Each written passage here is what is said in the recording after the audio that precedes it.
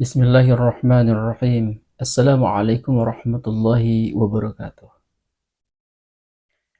Alhamdulillahilladzi arsala rasulahu bil huda wa dinil haqq liyudhhirahu 'alad dini kullihi walau karihal musyrikun. Asyhadu an la ilaha illallah wahdahu la syarikalah wa asyhadu anna Muhammadan 'abduhu wa rasuluhu alladzi la nabiyya wa la rasula ba'dah, amma ba'd. Puji dan syukur mari kita senantiasa panjatkan kepada Zat yang Maha Pemberi kenikmatan, Maha Pemberi anugerah, dan Maha Pemberi kebahagiaan. Alhamdulillah, berbahagia sekali hari ini kita bisa kembali di kegiatan pesantren virtual dengan kudrat iradat Allah Subhanahu wa taala. Mari kita senantiasa bersyukur atas limpahan anugerah hari ini, bisa dipertemukan kembali dan selesai menjalankan ibadah saum Ramadan yang keempat. Insyaallah hari ini kita masuk pada Ramadan yang kelima. Mari kita senantiasa berdoa kepada Allah, meminta kesehatan, meminta kekuatan agar senantiasa Allah Subhanahu wa taala memberikan kekuatan, kesehatan agar kemudian kita bisa memparipurnakan ibadah saum, dan insyaallah kita juga meniatkan ibadah saum selama 1 bulan. Mudah-mudahan kegiatan kita hari ini di pesantren virtual kelas 10 dan kelas 11 ini diberikan Allah Subhanahu wa taala kesehatan, kesolehan untuk kalian, kemudian juga agar kalian bisa diberikan kelancaran dalam menjalani ibadah saum Ramadan. Baik, anak-anakku sekalian, siswa-siswi kelas 10 dan kelas 11 dan umumnya warga SMA 22 Kota Bandung, selesai serial yang kedua, yaitu meliputi materi tentang wudhu. Sederhana sekali, namun silahkan untuk kalian memperdalam kembali materi tentang wudhu. Ini menjadi dan hanya ulasan sederhana. Mudah-mudahan kalian ada waktu untuk kemudian memperdalam ilmu tentang wudhu. Berikutnya, siswa-siswi kelas 10 dan kelas 11 pada rangkaian pesantren virtual atau pesantren digital, agar kemudian kalian bisa ada aktivitas kegiatan pembelajaran Ramadan di rumah. Penting kiranya memberikan pesan ilmu. Ketika kita berbicara tentang wudhu, berarti ada ilmu yang sudah terkuasai. Yang pertama tentang ilmu fikih air, ya. Fikih air ini penting kiranya juga kalian ulas kembali, baca kembali bagaimana fikih air, pemahaman tentang air. Ada air yang suci mensucikan, ada suci tidak mensucikan, ada tidak suci tidak mensucikan. Maka dari itu, berbicara tentang wudhu berarti kalian sudah memahami fikih air. Kedua adalah fikih najis. Fikih najis atau fikih hadas juga harus menjadi bagian terpenting yang kalian harus ulas. Nah, maka dari itu penting kiranya juga silahkan untuk senantiasa memperbanyak bacaan, khususnya dalam kitab-kitab fikih, ya, kitab-kitab fikih yang mengulas terkait tentang hadas dan najis.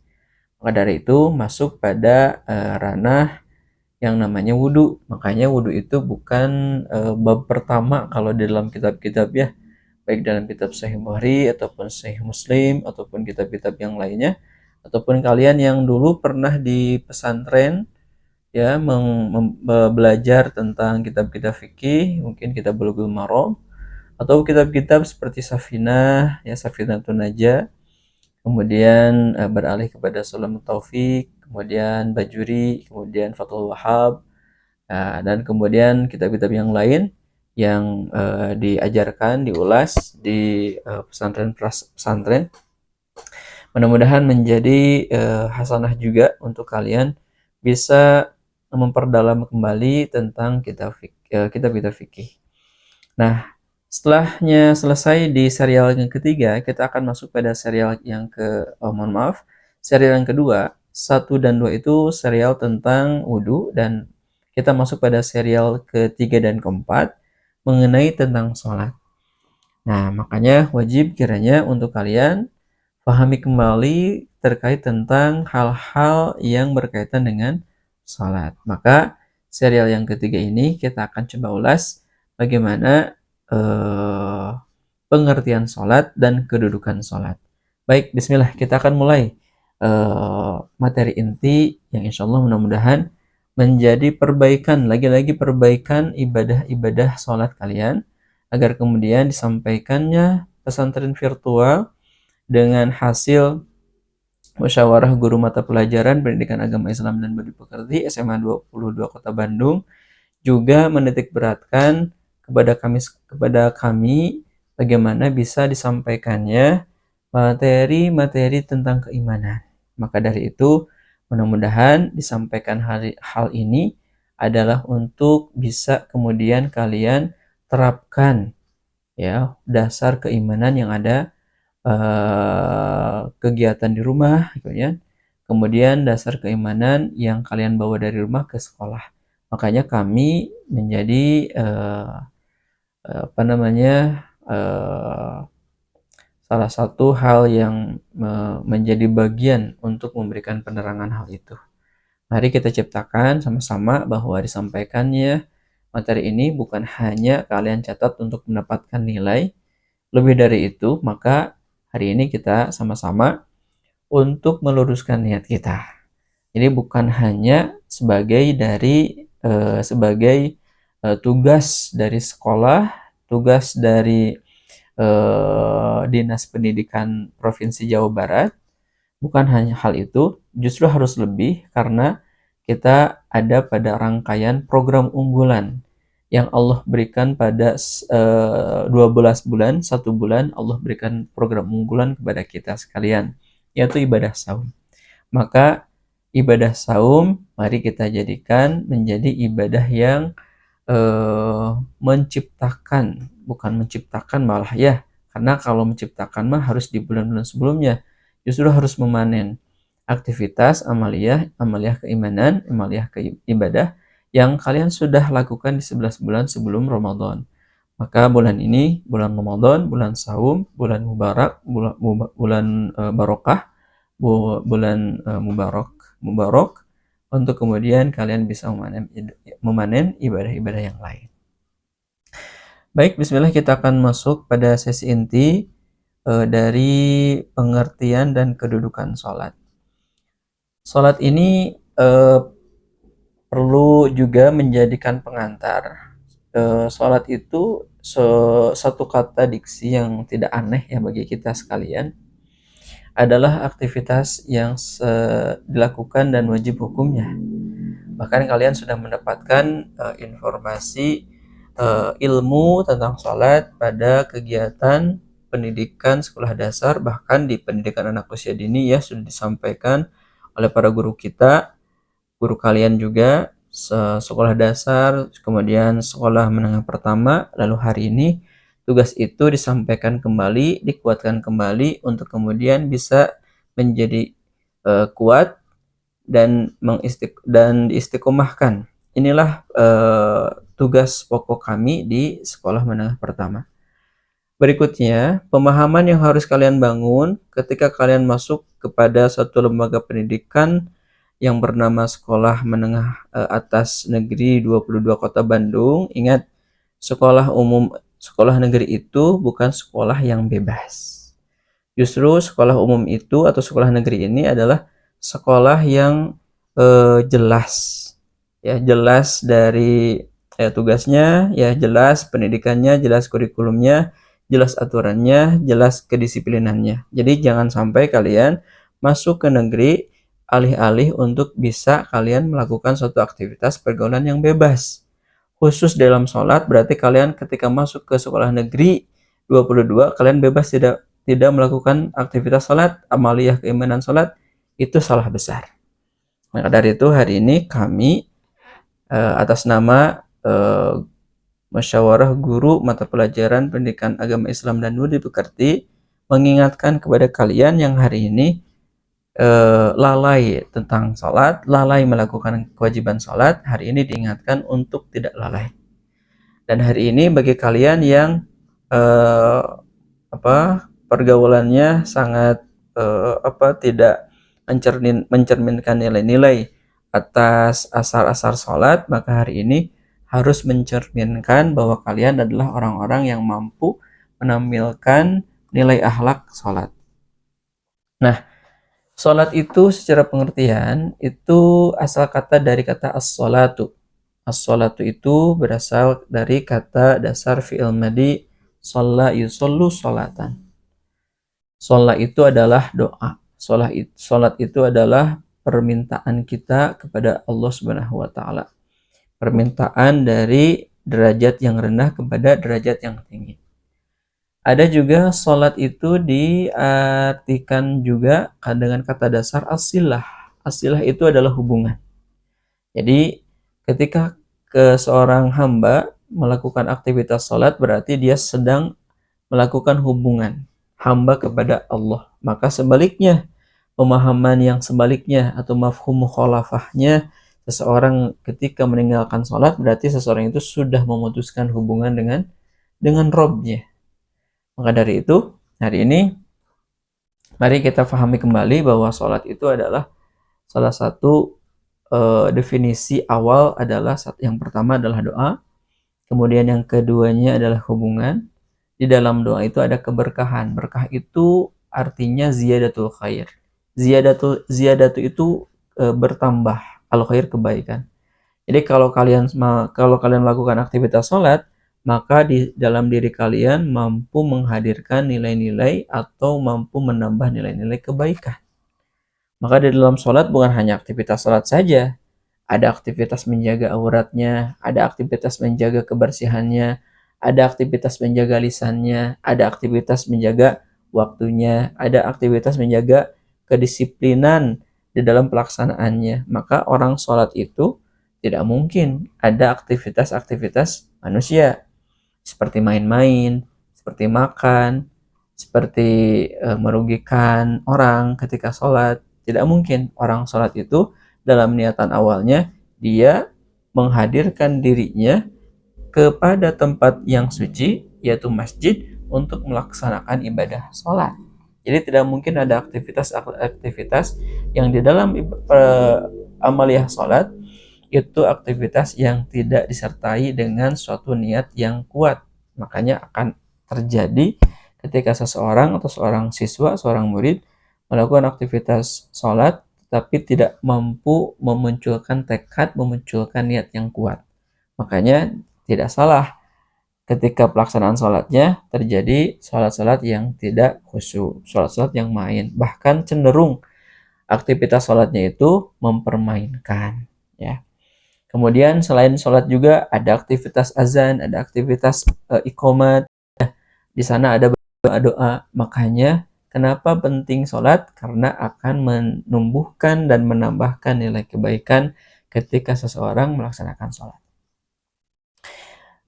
Berikutnya, secara syariat yang diinginkan secara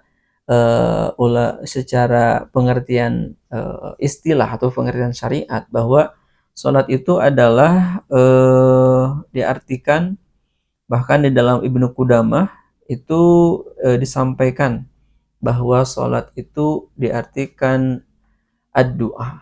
Tadi fil lughah ad-du'a adalah doa. Wa fi syar'i, kemudian secara syariat sholat itu diartikan aqwalun wa af'alun mafrudatu muftatahatun bitakbiri wa muhtatamatun bitaslimi syuri'at lita'budillahi biha. Jadi sholat secara makna syariat itu adalah yang pertama sekumpulan perkataan-perkataan, ya, sekumpulan perkataan-perkataan. Kemudian yang kedua, af'alun adalah perbuatan-perbuatan. Ada perkataan, ada perbuatan, yang mana perbuatan tersebut dan yang mana perkataan perbuatan tersebut itu yang ditetapkan oleh Allah Subhanahu wa taala. Jadi bukan hanya sembarang perkataan atau perbuatan saja, tetapi ini disampaikan bahwa perkataan yang ditetapkan. Di dalam Ibnu Qudamah dalam kitab Al-Mughniyah, beliau mengatakan bahwa perkataan dan perbuatan itu ditetapkan oleh Allah Subhanahu wa taala. Maka apa penetapannya? Yang pertama, bahwa ingat sholat itu dibuka dengan yang namanya takbir. Dibuka yang namanya takbir. Kemudian yang berikutnya, bahwa sholat itu ditutup dengan salam. Jadi, inilah yang dimaksud oleh pengertian bahwasanya yang dimaksud dengan di sini adalah perkataan, perbuatan, atau bacaan dan gerakan, kira-kira begitu ya. Bacaan gerakan yang dimulai dengan takbir dan diakhiri dengan salam. Maka dua hal perkara yang di awal dan di akhir itu disyariatkan untuk beribadah hanya kepada Allah Subhanahu wa taala. Ingat, yang pertama adalah takbir. Maka ketika pembuka sholat takbiratul ihram, kenapa ada bahasa takbiratul ihram? Takbir itu takbir, Allahu Akbar, dengan mengangkat tangan. Al-ihram itu adalah haram. Maka di situ ini memberikan makna bahwa stop aktivitas manusia. Ya, ketika di luar sholat makan halal, minum halal, halal, kata-kata halal, maka ketika masuk pada sholat, kenapa ada kalimat takbiratul ihram? Yang halal ketika dalam sholat menjadi haram. Maka haram ketika bertakbir disertai dengan ucapan manusia. Kalamun nas menjadi haram. Kemudian ketika takbir haram hukumnya ketika takbir sambil makan, sambil minum. Ya, begitu.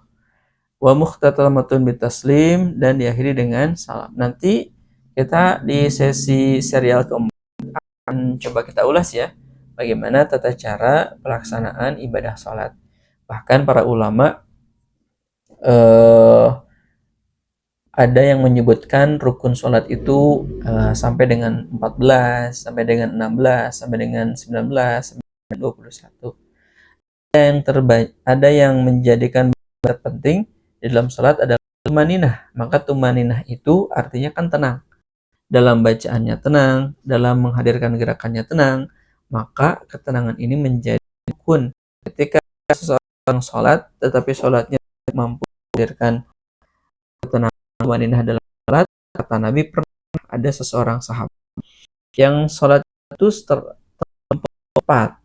Kemudian Nabi memanggilnya dan menyuruh kepada yang bersangkutan tersebut diulang. Ya, diulang.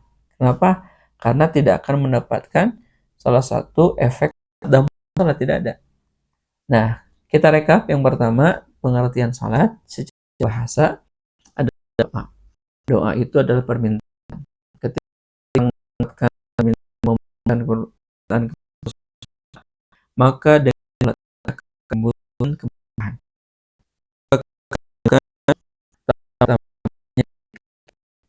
Kemudian berikutnya juga silah itu hubungan hamba kepada Allah adalah salat. Maka hati-hati seorang atau kalian yang melaksanakan salat, pahami yakin dan sadar diri kalian bahwa ketika kalian adalah sedang dengan Rob. Siapa Allah itu? Siapa Rob itu? Dalam satu ayat itu Rob itu alamin, Rob alamin. Allah itu adalah Rabbul alamin. Rob itu sifat yang terdapat pada ilmu tauhid ya. Sifat rububiyah Allah Subhanahu wa taala itu ada 3. Yang pertama adalah Allah Subhanahu wa taala yang Maha menciptakan. Allah Subhanahu wa taala yang Maha memberikan rezeki. Allah Subhanahu wa taala yang mengatur. Inilah yang harus kita ketahui, bahwa Allah yang menciptakan, tidak mungkin Allah Subhanahu wa taala menciptakan manusia, hamba diciptakan itu saja tanpa dijamin rezekinya. semuanya orang atau semua manusia di alam dunia ini mendapatkan rezeki yang sama, kemudian tidak mungkin kalau Allah tidak maka rezeki ada orang yang rezekinya beraktivitas pada siang hari, sebaliknya ada di malam hari. Inilah Allah Subhanahu wa taala mengatur. Maka inilah yang dimaksud dengan bahwasanya seseorang sholat itu menjalin hubungan kepada Allah Subhanahu wa taala. Kemudian secara pengertian istilah Bapak sampaikan kembali bahwasanya wa fi syar'i aqwalu wa af'alun mafrudatun muftatahatun bitakbiri wa mukhtatamatun bitaslimi syuri'at li ta'budillahi biha. Jadi perkataan, perbuatan yang ditetapkan kemudian dimulai dengan takbir, kemudian diakhiri dengan salam, serta disyariatkan untuk beribadah kepada Allah dengannya. Nah, ini menjadi yang pertama pengertian salat. Kita belum masuk tata cara salat. Insya Allah di serial keempat. Hari ini kita akan coba menyimpan dulu ya persepsi mindset, buka kanan di hati kalian, cahaya ilmu yang ada dalam diri dan hati kalian untuk kemudian kalian pahami dulu. Mungkin tidak paham orang kenapa banyak mungkin ada ya para siswa yang hari ini belum sholat secara full 5 waktu, ada yang bolong-bolong, atau mungkin bisa jadi selama 4 Ramadan hari ini ada yang sholatnya itu masih tidak full, masih bolong-bolong atau tertunda-tunda ya. Maka hari ini ingin sampaikan bahwasanya mungkin kendalanya kurang memahami secara mendetail, mendalam terkait pengertian atau ilmu sholat. Nah, berikutnya kita akan ulas terkait kedudukan sholat di dalam Islam. Ya, jadi Islam itu kalau diibaratkan besarnya, ya rumah besarnya. Bagaimana besar ini bisa menjadi tegak, bisa menjadi kuat. Ujian angin, ujian hujan, ujian panas, rumah ini bisa tetap kokoh. Bagaimana caranya? Maka di dalam bangunan itu ada yang namanya sholat. Maka kedudukan sholat dalam Islam intinya adalah sangat tinggi, sangat besar. Ya, nah, sholat itu mempunyai kedudukan beberapa bagian. Kita ulas yang pertama.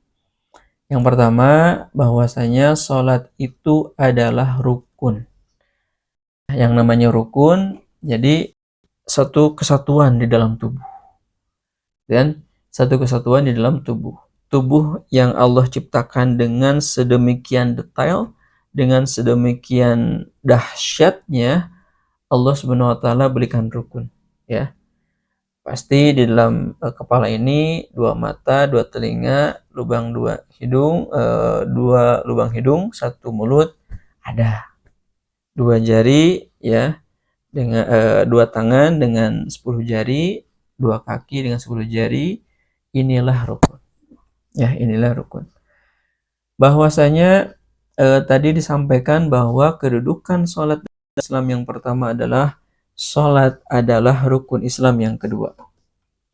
Jika kalian pernah mengkaji kitab hadis Arba'in, itu disampaikan hadis kedua dan hadis ketiga. Hadis kedua itu bagaimana disampaikan malaikat Jibril mengajarkan kepada Nabi Muhammad tentang yang pertama rukun Islam, rukun iman, dan yang ketiga tentang ihsan, yang keempatnya tentang hari kiamat. Baru hadis yang ketiga disampaikan secara detail tentang rukun Islam. Maka hadis yang disampaikan oleh Imam Bukhari nomor 8 dan Imam Muslim nomor 16, bahwasanya Rasulullah SAW bersabda, Buniyal Islam ala khamsin. Islam itu dibangun atas 5 perkara, atas 5 pondasi kuat. Yang pertama, syahadatu alla ilaha illallah wa anna muhammadar rasulullah. 1, Islam itu harus dibangun dengan keyakinan yang kuat, namanya syahadat. Syahadat itu adalah persaksian seorang hamba kepada Rabb-Nya Apa yang disaksikan? Yang disaksikan adalah Robnya, Tuhannya yang menciptakan dirinya. Apa yang dipersaksikan? Meyakini akan ada utusannya, yaitu Rasulullah Shallallahu Alaihi Wasallam. Setiap zaman pasti ada utusannya. Kita ditakdirkan sebagai umat yang terakhir, ditakdirkan oleh Allah Subhanahu Wa Taala mendapatkan utusan yang sangat mulia, yang sangat tinggi ilmu dan akhlaknya, yaitu Rasulullah Sallallahu Alaihi Wasallam, Muhammad Sallallahu Alaihi Wasallam. Kedua, wa iqamis shalah. Ini yang terpenting yang akan kita coba ulas, yaitu menegakkan sholat. Kemudian kita zakah. Jangan lupa bahwasanya ibadah vertikal dengan Allah harus tetap terjalin, tapi jangan sampai hubungan ibadah horizontal kita dengan sesama manusia itu harus tetap juga terjalin. Kalian punya orang tua, ini horizontal, ibadah anak kepada orang tuanya berbakti. Quran surat Al-Isra juga mengatakan dalam perkataan harus menyampaikan dengan qaulan karima, perkataan yang mulia. Berikutnya wa ita'iz zakah, kemudian wa hajjil bait, menunaikan haji, wa shaumi Ramadan, dan shaum Ramadan. Shaum Ramadan hari ini kita juga sedang melaksanakan. Jadi kedudukan pertama adalah salat adalah rukun Islam yang kedua. Jadi yang namanya rukun, tumpukan, ya, ada 5 tumpukan. Jika rukun yang keduanya dia diambil tumpukan yang kedua, maka tumpukan-tumpukan yang di atasnya itu akan hancur. Inilah suatu bangunan. Bangunan ini juga tidak akan mungkin tegak, bata kiri kanan menjadi simetris kalau di tengah pinggirnya tidak ada tiang. Tidak akan mungkin bata ini akan berdiri tegak. Maka pentingnya ibadah itu hal layaknya seperti bangunan. Kedua, kata Nabi bahwasanya kedudukan sholat adalah tiang agama. Agama punya tiang. Tiang itu untuk mengokohkan, untuk menopang, untuk satu ya mengokohkan